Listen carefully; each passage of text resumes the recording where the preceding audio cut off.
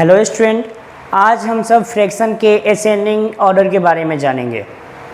इसमें देखना कि हम लोग को कि असेंडिंग ऑर्डर में हम कैसे अरेंज कर पाएंगे और जानते हैं हम सब कि असेंडिंग ऑर्डर में अरेंज कैसे किया जाता है। जब इसका डिनोमिनेटर जो सेम रहता है तो उस समय क्या करते हैं हम लोग, उसके न्यूमरेटर को देखते हैं और जो न्यूमरेटर बिगर होता है वही फ्रैक्शन ग्रेटर फ्रैक्शन होता है। अब यहाँ देखना है कि हम लोग के पास में जो एग्जाम्पल है इसमें इस सब का डिनोमिनेटर जो है वह सेम है। तो यहाँ क्या करेंगे हम लोग कि हम लोग के पास में जो न्यूमरेटर है वो जो सबसे अधिक होगा वही सबसे बड़ा होगा और जो सबसे छोटा होगा इसका मतलब वो स्मॉलर है। तो यहाँ हम लोग के पास में नीचे जो है वो डिनोमिनेटर कितना है, 7 है। अब देखना क्या है इसके न्यूमरेटर को। न्यूमरेटर में सबसे छोटा कौन है, 1, मीन्स 1/7 जो होगा वह स्मॉलर होगा। नेक्स्ट जो है, अब इससे बड़ा कौन हो सकता है, 1 से जो एबव होगा वही होगा 5/7। 5 जो है वो इससे बड़ा है इसलिए 5/7। अब देखना है 5 से ग्रेटर कौन है तो 6, तो 6/7। अब 6 से ग्रेटर कौन है, 8/7। 8 है तो क्या लिखेंगे 8/7। इसमें देखना यही कि जब डिनोमिनेटर सेम हो तो न्यूमरेटर में जो छोटा होता है वो फ्रैक्शन छोटा है और जो ग्रेटर होता है, जो बिगर होता है, वो फ्रैक्शन जो है वह ग्रेटर फ्रैक्शन होता है। इस तरह से हम लोग इसका अरेंज कर सकते हैं। नेक्स्ट जो एग्जांपल है हम लोग का, इसमें भी इसका डिनोमिनेटर जो है वो 11 है, जो सभी में सेम है। तो इसमें भी सेम प्रोसेस वही है कि इसमें 1 जो है वह सबसे स्मॉलर है, इसलिए ये जो होगा स्मॉलेस्ट होगा। 1/11 जो होगा इसमें स्मॉलेस्ट होगा। अब देखना है 1 से ग्रेटर कौन है, तो जो 1 से ग्रेटर न्यूमरेटर होगा वही फ्रैक्शन जो होगा वो ग्रेटर फ्रैक्शन होगा इससे। तो क्या करना है, 1 से ग्रेटर कौन है, 8, तो नेक्स्ट जो फ्रैक्शन है हम लोग का वो 8/11।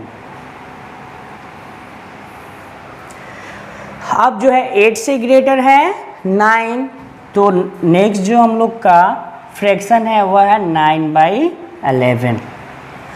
नेक्स्ट जो है वह है 10/11। इस तरह से हम लोग तो अरेंज करना सीखें कि जब न्यूमरेटर सेम होता है तो कैसे अरेंज कर रहे हैं। तो ये तो सिंपल है, जिस तरह से हम लोग स्मॉलर से बिगर की तरफ जाते हैं उस तरह से यहाँ अरेंज कर लिए हैं कि न्यूमरेटर को देख रहे हैं कि जो स्मॉलर है वही जो फ्रैक्शन है वो स्मॉलेस्ट है और जो बिगर है वो फ्रैक्शन जो है वो क्या है, ग्रेटर फ्रैक्शन। अब देखना है कि यदि जब न्यूमरेटर ही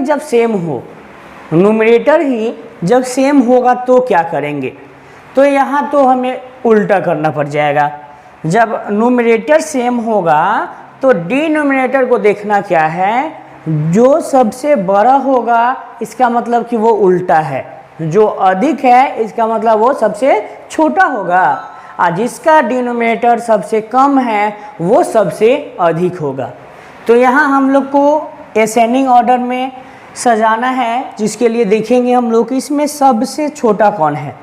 तो अभी बताए हैं कि जिसका डिनोमिनेटर सबसे बड़ा होगा वही फ्रैक्शन जो होगा क्या होगा, सबसे छोटा होगा। तो यहाँ जो है सबसे बड़ा डिनोमिनेटर जो है वो 9 है, तो वो किस फ्रैक्शन का है, 4/9, इसलिए 4/9 जो होगा हम लोगों का वो सबसे स्मॉलेस्ट फ्रैक्शन होगा।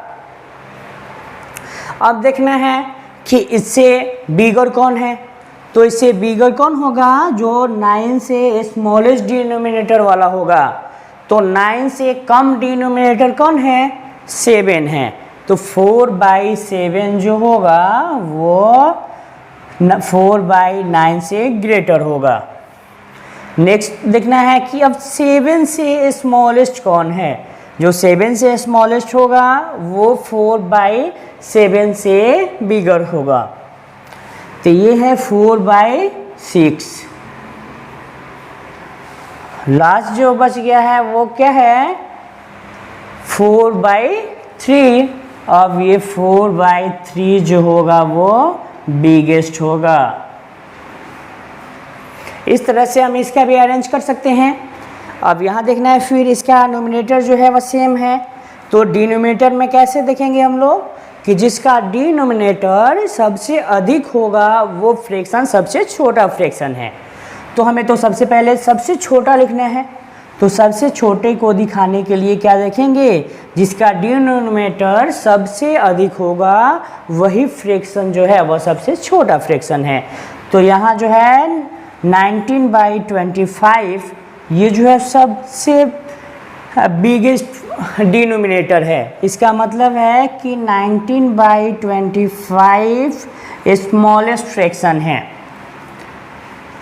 और 19/25 से ग्रेटर कौन सा है, तो इसके लिए इससे जो स्मॉलेस्ट डिनोमिनेटर वाला होगा वही इससे ग्रेटर होगा।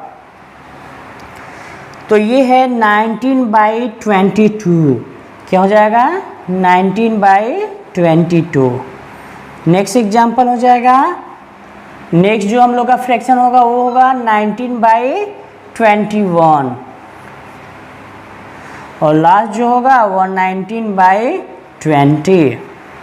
इस तरह से हम लोग फ्रैक्शन में असेंडिंग ऑर्डर में अरेंज कर सकते हैं।